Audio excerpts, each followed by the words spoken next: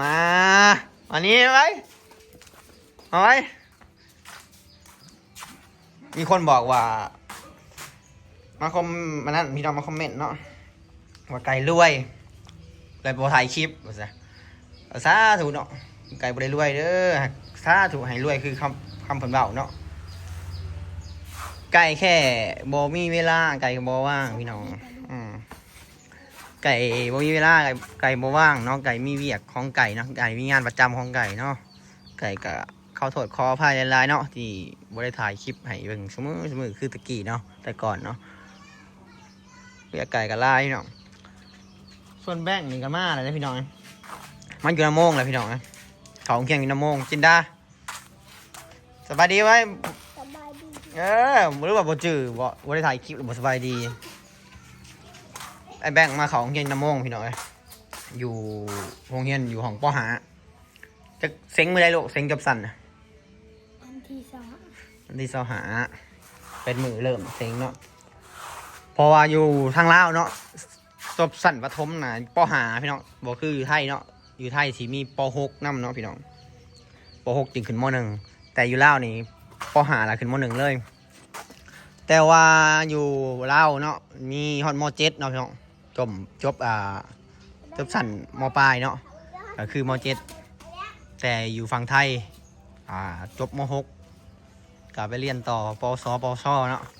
ส่วนลาวเฮาก็สิแล้วแต่เนาะจากไปเรียนสายใดกันเนาะแล้วแต่บุคคลมักบุคคลชอบเนาะพี่น้องกับขอบคุณหลายๆเด้อที่ยังติดตามรับชมเนาะที่ยังคิดฮอดคิดถึงกันเนาะ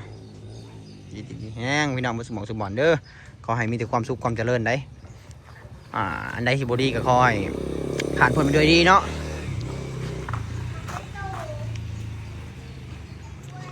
ไก่ก็จากท่ายพี่น้องจากท่ายลงเสมออยู่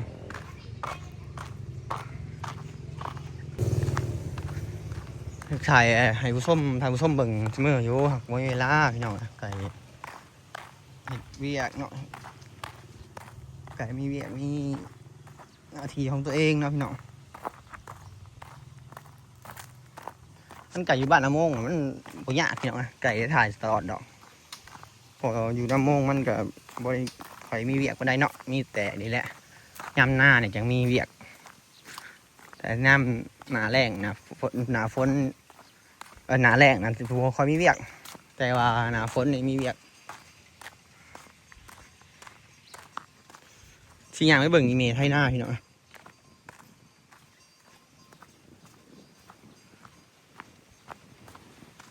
มีให้หน้าอยู่หน้าตัวนี้เนาะหน้าวังสัญญาเนาะหน้าที่เมย์เพิ่นแบ่งให้ไม่ใหญ่แบ่งให้แต่ไม่ใหญ่ก็เสียแหละอยู่แคมทุ่งนาแคมเพื่อนพี่แหละทางเงินยำเงี้ยวพี่แหละพี่น้อง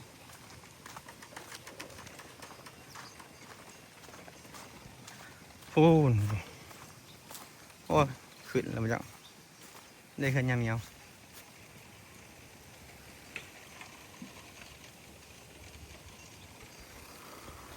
ยังหลานนะยังนะวอนี่ขู่นะอ๋อแล้วไทยนาน่ะไทยก็ไทยน่ะอีแม่เด้อค่ะอีแม่เด้อ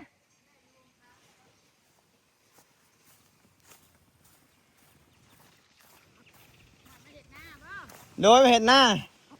ได้ยังไงน่ะได้ยังกระตาน่ะไม่เห็นหน้าก่อนปีนี่หมูหอกกินเลยโน่ยไปใส่กับผมท่าหน้านี่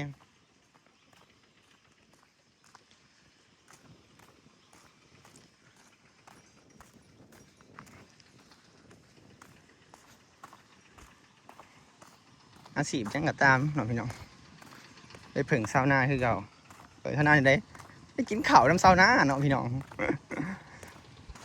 พี่อาชีพยังกับตามได้ผึ่งซาวน่าคือเก่า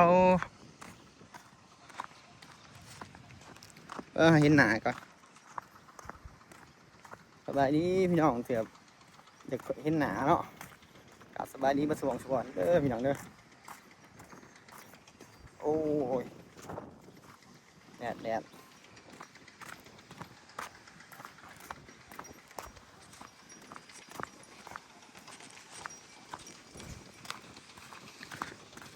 เสียดหน้าหวานหน้าดำวันนี้วะคนที่คอมเมนต์คนที่เว้าไก่ก็บอกเป็นหยังเนาะพี่น้องไก่บ่ได้ถือสาเนาะเพิ่นก็อาจสิมีปมของเพิ่นนั่นแหละเนาะที่เขาเว้าไก่ที่ว่าไก่รวยกันจังซี่ถ่ายคลิปเล่นเซเพไปซุมื้อก็ยาเพิ่นเนาะซุมื้อนี่ไก่ปล่อยว่างแล้วไก่บ่ได้คือตะกี้เด้อพี่น้องไก่สวนเบิดเนาะเดี๋ยวนี้ไก่ปล่อยว่างเบิดไก่เห็นหน้าที่ตัวเองเนาะหาเงินเลี้ยงครอบครัวหาเงินสอยครอบครัวเฮ็ดให้ครอบครัวดีขึ้นกว่าเก่าพยายามถึงมันสิบ่ดีก็ตามแต่เฮาสิพยายามให้ดีกว่าเก่า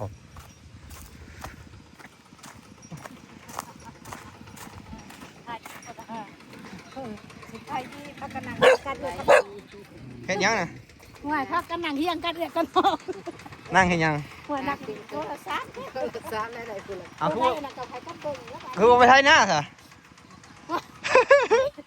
ชักยาได้งั้นลมยาคือไหนไปตายจะมานอนเองแหละ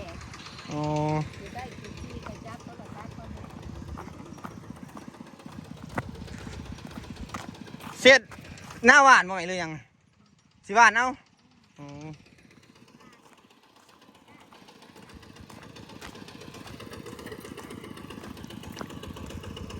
สีหวานเอาพี่น้องไง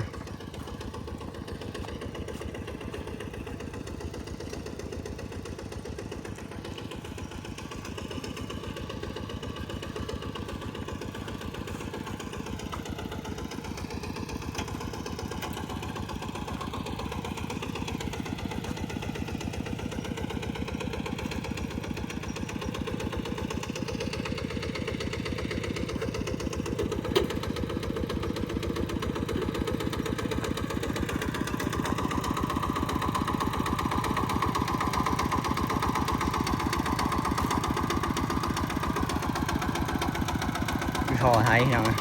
เดี๋ยวหน่อยไทยเปลี่ยนแล้ว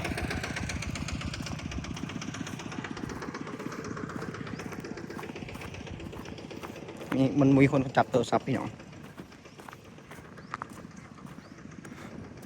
บอกสิงโทรหาเจ้าอยู่แม่บอกสิงโทรหาเจ้าอยู่เอาแล้วคืนนี่นะโทรให้ยืมเงินให้โอนเงินให้แนวจ้ะโว้ยกูบ่มีเงินในบัญชีว่ะบัญชีลาวมีอยู่ดอกว่ะหักมันสิเอาอยู่เท่าไหร่วะประมาณ1,000แหละได้อีกดอกว่า1,000น่ะกูว่ามีอีกดอกว่า3,100น่ะ ได้1,000 ค่ารถ มีเงินมาต่อบัตร ไปต่อบัตรเฒ่าแก่บ่ให้เบิกก็ซะ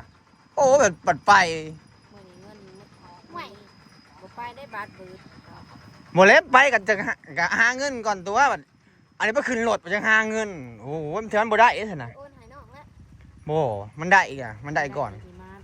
อืม ดีมากโอนให้เงินออกก็สิโอนคืนว่าจ้ะโทรมาหาแม่แล้วกูก็ได้สิโอนอยู่ซ้ายว่ะ โอ้ยไม่ใช่สิอึดหม่องโอน เอาเด้อเลยเนาะกูก็บ่จัก โอ้ยมันก็จำบ้านคันจำเป็นมันบ่ได้ยากในการจำเป็นน่ะ โทรไปหาเขาแล้วว่าสิเขาโอนให้เงินเขาบ่รับสายมันเด้อเลย โอ้ยก็ไปง่างไปหรอกวะใกล้ๆนะ โอ้ยย่างไปกับเขาบ่ถูกมาใด โอ้ยมันหลายเพื่อนอยู่มันจะมีเพื่อนเดียว ก็ได้น้ำน้องเดี๋ยวโทร เออ อีมัดคุณได้โทรไปมัดมึงโทรหาอีมัดดูเฮาบ่ได้เฟซมันเบิ่งกูสิโทรเบิ่งว่า เฮาบัญชี เฟซกันสิทางสิว่า บัญชีไทยเฮาบ่มีเฮาปิดแล้วบัญชีไทยเฮาน่ะ ไปติดอันอีมัดหรือมัดมึงนอนแล้วยังบักซิงอยากยืมเงิน1,000ว่าอันบักซิงอยากยืมเงิน1,000บอกมันโทรมาหาเฮาเดี๋ยวนี้เฮาสิโอนเข้าบัญชีได้เฮาจักสิรู้จักมันล่ะมัดปริญญาแล้วก็โอนให้บัดนี้ก็เลยโทรไปหาเพิ่น เพิ่นบ่ได้โทรนะเพิ่นแชทมาอีแม่ยายเตี้ยโอนให้ บอก เตี้ย มึงก็สร้างเนาะโอ้ยขึ้นรถจังเป็นหาเงินแทนที่จะหาเงินก่อนอย่างไปขึ้นรถ เงินออกว่าซั่นว่าอื่นเงินเฮาออก มันรถถือว่ามันบ่ได้เด้บัดนี้ คือบ่เบิก เขาบ่ให้เบิก เอาไป โอเคบ่ให้เบิก ไปต่อบัตรจำเป็นก็บ่ให้เบิกเนาะโอ้ย อืม ถ้าอยู่เห็นใดๆบ่จัก เขาอันนั้น มัดบอกมือว่าไปบักมุงโทรไปหาบักมุงก็นอนบักมุงแล้วบ่ถ้าแม่นบักมุงบ่นอนนั่นก็ลูกพี่มันโอนให้อยู่ลูกพี่มันมานอนบักมุงก็นอนรับแล้วก็ได้หักใจ จนดึกแล้วดึกเติบ9 โมงบ่ายก็บ่ดึกได้ แม่นอยู่โทรไปก็จังว่าปั๊บมีเงินเนาะไปกันเนาะ เออ หักแต่ว่าพื้นเฮาเว้าพื้นหมายถึงว่าเขาเต้ บ่คนเฮานี่เล่นเท่าพื้น มันก็จำเป็น น่าสิหาเงินก่อนจังขึ้นรถโอ้ย เขาเฮ็ดก็เฮ็ดงานคนอันโทรถามพี่น้องก่อนกูขอยืมแน่ อืม เงินอื่นน่ะเงินกูออก ก็แม่นอยู่ตัวนี้นะเพื่อว่ามันแม่น หัก ความอยู่ หากเฒ่าแก่ก็ใจดำโพดไปต่อบัตรก็บ่ให้เบิก น้อยนะบักซิงแลบานี้แลใครว่าบักมุงแล้วคือบ่ใหญ่งาน จ้าคือบ่ง่ายคือไปอยู่หมู่ มันอยู่ให้ยังวะ เนาะ งานก็เงินก็บ่ได้ บานี้นั่นกูสิ เพื่อๆแบบนี้ บ่ แต่อยู่ คุ้มกูก็สิคุ้มแล้วบานี้ว่ากูสิโทรไปหามันตลอดเลยปล่อยมันเก็บมันบ่ได้แล้วกูสิโทรไปตลอดแล้วว่าสิคันได้เงินมันมาสิไปเปิดบัญชีให้คันกูบ่มีบัตรก็กูสิให้อ้ายเปิด มันไปจากปีแล้วกรุงเทพ โอ้ยตั้งแต่แล้วโควิดมันก็ไปเนาะ เออ มัน3 ปี 4 ปีนี่บ่ อ่ะยังบ่ได้เงิน อย่าว่ากูสิจำกัดมันบาดกูสิโทษได้นี่นะ จักมันจะไปหาเงินอันใดยังโอ้ย มันก็เกินไปกลัวโอ้ย เฮาอ่ะเฮาหาบ่ได้เฮาไปกรุงเทพเฮาก็ยังพอได้เก็บได้เฮาน่ะ เด้อบ่แม่นเว้า อืม แม่นั่นคันบ่จำเป็นแล้วแม่บ่ซื้อเงินลูกพาให้มึงกว่า 2,000กับพัดผู้นั้นให้หาผู้นี้ให้10,000ก็โฮมหาบ่ได้เนาะเก็บที่ทำให้ไว้ซื้อแล้วจำเป็นคือหมักพริกแป้งนัวลูกซื้อถูกกับท่านเขาบ่มีเฮาก็ซื้อปานนี้แม่โอนให้แน่กูก็บ่มีเงินหลายเงินมึงโอนให้กูจะกูได้ก็ยังเงินพันไปเปล่าหลอนแล้วบ่ตูนบ่ตูนก็มีเงินพันหาค่าไว้นี่แหละยามให้ยามนาเฮาก็แห่ไว้แต่ว่าลูกของลูกดีอันนี้หมูน้ำมันก็ซื้อแล้วเนี่ยลูกดีเนี่ยก็มีอยู่แล้วไปซื้อน้ำมันออกกันกับลูกหั่นแหละซื้อน้ำมันน่ะงวดจังไดอีนางซื้อผู้เดียวหมดก่อนออกกันกับแม่คนละ500บ้านนี้เองก็ลูกมีแต่เนี่ยคือลูกมีแต่เฮาก็แล่นไปซื้อก็จะว่ากะแลนบ่มีเฮาก็แล่นไปซื้อ อ๋อ กินก็จักว่านั่นบ่จักจักว่ายืมเงินเขากินซะบ่จักเฮ็ดงาน เจ้ากินอดๆ บ้า บ้าน น มั มัน น โทรมาเพราะว่าเขาก็เป็นหนี้เฮาใครเป็นหนี้ก็ย่าดอกมันเลยเอาไหนเฮาก็เอา อย่าไปเว้านะอันเรื่องกันผู้อื่นน่ะเรื่องเดาเรื่องตัวเองนี่ อื่นๆก็แม่ อืม เขาบอกว่าเป็นก็เฮาจำเป็นคือสิ เฮา ให้ ก็ โท โท ร ร เฮา เฮา ก็ ก็ ไป ไป ทำงางทำาน น คื คือ อ เก่า เขา คือเก่าล่ะสาวเอ้ยเฮา เปิด เด้ เด้ เฮา เฮา ก็ ก็ ว่า ต้อง ความคิดผู้นี้มัน อัน ต้อ นี้ ง นะคันหนูยืมปัดเบิดก็ได้หายคือว่าแล้วบ่หายก็บ่ได้คือไปว่าคือ เฮาสมมุติเด้อเขายืมเฮานี่เขาบ่มีเฮาสิไปคนไปเครียดไปไอ้ขันเขามันก็บ่ได้คือเก่า เอาหาย เฮาให้เขา ได้เลขนัดจังว่า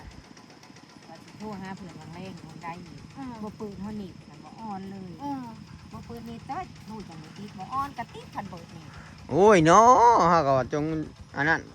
จะแม่นคักเนาะแทนที่สิหาเงินก่อนจังขึ้นรถไปอะ เสียน บัดไป มันแล้วบาบา บัดไปผู้บ่มีเงินนั่นผู้เขาดีเนี่ยเขาใจดีเขากันอันนั้นรู้ไหมรู้บัดผู้จะเข้าใจบ่ดีที่เขาสิได้เขาสิหาด่าเจ้าของรถเขาสิด่าแหล้วมันขึ้นมาให้หยังเพราะว่า เออ รถกูต้องใช้น้ำมันนะเพราะว่าอีกโอ้ตายแล้ว เสียหนารถคนขักละลวงหลาย ผมนี่มาจังไดมันสิยาวมาจังได สติเกษตรหวานบ่ ก็ว่าสิว่านี่เฮาเด้อ อืม พิจารณาท้าย เอาล่ะพี่น้องคลิปนี้เขาไว้สำนีเด้อพี่น้องเด้อจบสำนีเด้อพอกันใหม่คลิปหน้าพี่น้องลืมเบิ่งโทรศัพท์เมื่อกี้จับจะซื้อ ขอบพระคุณเลยนะพี่น้อง